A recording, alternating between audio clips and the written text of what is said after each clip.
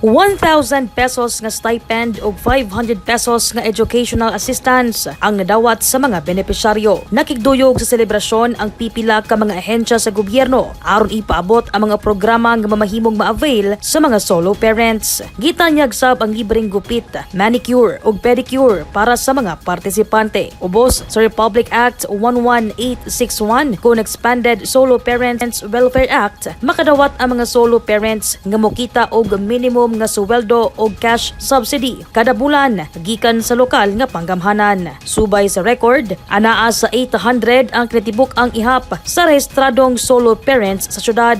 Diin kapin gatos kanila ubos sa indigent sector. Pinaagi sa solo parent ID, maka-avail sila sa mga diskwento o guban pang mga serbisyo. Busa giawhag ang guban pang mga solo parents sa dakbayan nga magparehistro na. Mamahimong muduol sa mga CSWDO desk officers sa matag barangay o kinahanglan lamang nga matinud-anon sa pagsumite sa requirements aron dili makasuhan. Aduna sab livelihood trainings para sa mga solo parents nga makatabang sa pagpalambo sa ilang mga panginabuhian. Daiza Libong, Newsline Philippines, Province of Cotabato. Stay safe.